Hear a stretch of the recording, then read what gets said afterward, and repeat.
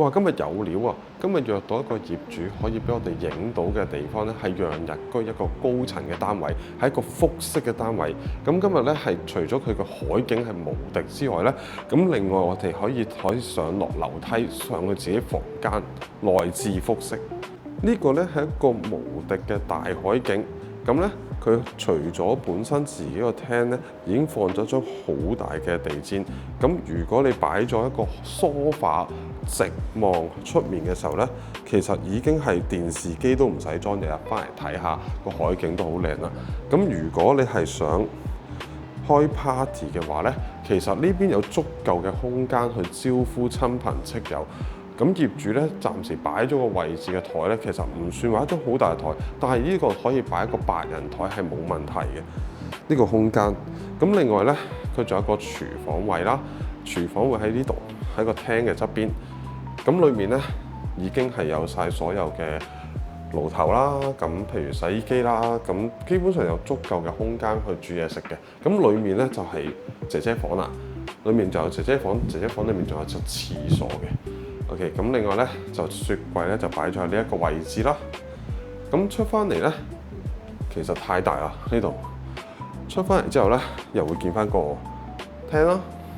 咁跟住咧，又可以行翻過嚟呢邊，又可以坐翻喺個梳化位置啦。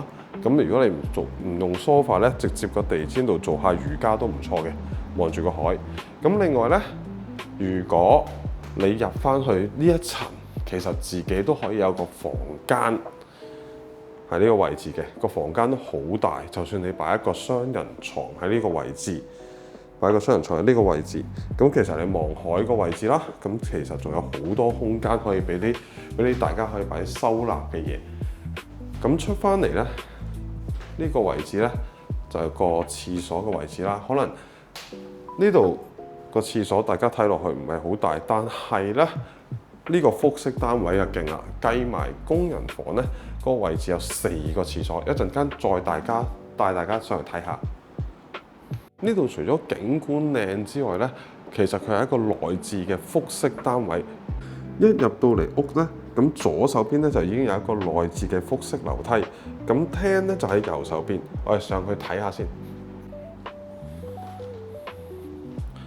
咁上到嚟呢一度咧，佢個分佈咧其實係有4間房嘅。左手邊咧就係個主人房，一陣間帶大家去睇下先。咁另外右手邊咧就有3間細少少嘅房，但係其實裡面係一啲都唔細嘅。4個房嘅方向咧，其實都係望海個景嗰邊嚟嘅。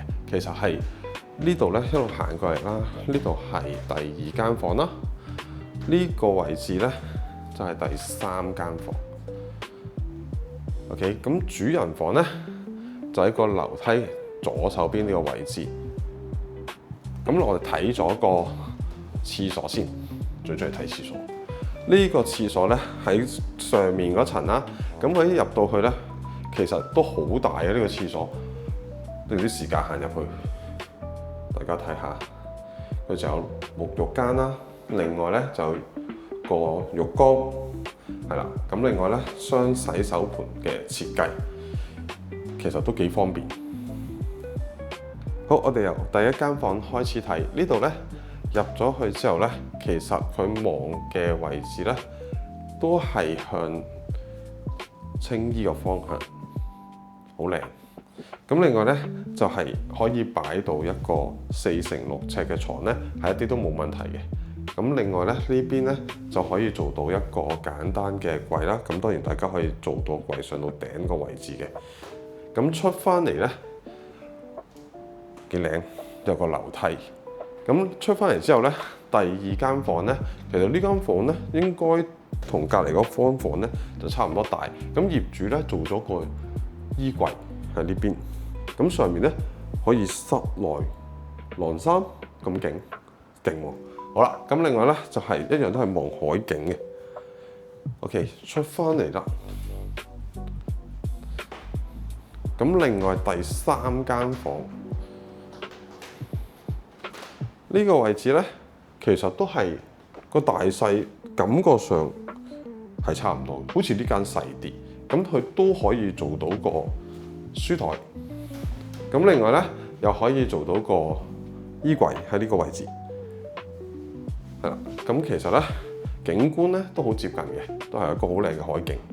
咁最後咧就可以嚟睇下主人房。哇！主人房就真係大好多，好有氣派喎呢個主人房。係啦，做到三邊落床嘅位置啦。咁另外咧望嘅景觀咧都係望海景嗰邊嘅。咁另外咧佢個主人房入面咧仲有個衣帽間，衣帽間入面仲有個廁所，係一個套廁。啊！呢個廁所真係夠晒大啦，又可以做沐浴區，又可以做浴缸，都唔想沖涼住入去廁所，就係呢個位置。係啦，都好大下個廁所，最中意影廁所。係啦，呢個就係衣帽間啦。咁當然啦，大家裝修嘅時候咧，可以再決定啲家私啊，或者係唔同嘅嘢，但係個空間感真係好十足。一出翻嚟嘅時候咧，其實就係個樓梯位可以落翻去下一層。但係咧，我發覺呢個牆身咧，我估佢可以打通，即係呢個主人房，如果你唔需要咁多間房，呢個位置應該係可以打通嘅。不過我哋都係問翻啲專業人士啦，因為呢個咧係實牆，我估呢個係空心牆，但我又唔係好識，係啦。咁大家可以問翻啲裝修師傅，如果可以睇翻個積係打通嘅話咧，個空間都應該都好大下。今次咧好多謝業主咧開放呢個單位俾我哋去拍攝啦，咁一個好靚嘅複式單位。咁下次有機會再同大家介紹下啦，拜拜。